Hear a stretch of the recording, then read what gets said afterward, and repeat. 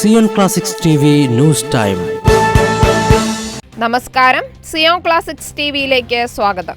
ഛത്തീസ്ഗഡിൽ BJP MLAയുടെ വിദ്വേഷ പ്രസംഗം. 130 കിലോമീറ്റർ നീളുന്ന മനുഷ്യച്ചങ്ങല തീർത്ത് ക്രൈസ്തവർ. റായ്പൂർ.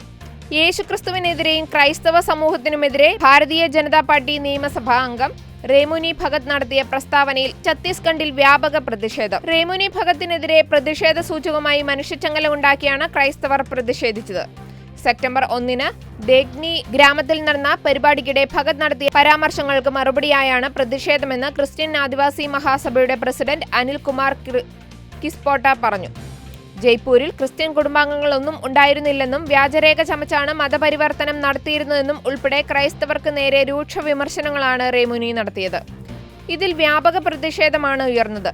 ഇതുകൂടാതെ യേശുക്രിസ്തുവിനെയും വിശ്വാസ പരിവർത്തനത്തെയും കുറിച്ച് അപകീർത്തികരമായ പരാമർശങ്ങൾ നടത്തിയെന്ന് ആരോപിക്കപ്പെടുന്ന ഇവരുടെ പ്രസംഗഭാഗങ്ങൾ ഏറെ ചർച്ചയായിരുന്നു. നടപടി ആവശ്യപ്പെട്ട് നിരവധി വ്യക്തികൾ പോലീസിനെ സമീപിച്ചു. MLAക്കെതിരെ കേസ് എടുക്കണമെന്ന ആവശ്യവുമായി സെപ്റ്റംബർ 10 ക്രിസ്ത്യൻ സമുദായ അംഗങ്ങൾ ജില്ലയിൽ എല്ലാ പോലീസ് സ്റ്റേഷനുകളും പരാതി നൽകി.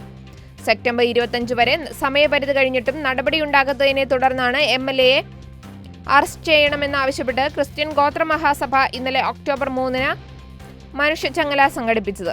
ഭഗത്തിന്റെ പരാമർശത്തിൽ ക്രിസ്ത്യൻ സമൂഹങ്ങൾക്കിടയിൽ കടുത്ത നീരസമുണ്ടെന്നും ഇത്രയൊക്കെയായിട്ടും പോലീസ് നടപടിയും എടുത്തിട്ടില്ല എന്നും ക്രൈസ്തവർ ചൂണ്ടിക്കാട്ടി. സമാധാനപരമായ പ്രതിഷേധം നടന്നിട്ടും നടപടിയുണ്ടായില്ലെങ്കിൽ റോഡ് ഉപരോധം നടത്തി പ്രതിഷേധം ശക്തമാക്കുമെന്നും ക്രിസ്ത്യൻ ആദിവാസി മഹാസഭ വ്യക്തമാക്കി. കൂടുതൽ ക്രിസ്തീയ വാർത്തകൾക്കായി ഈ ചാനൽ മറക്കാതെ സബ്സ്ക്രൈബ് ചെയ്യുക.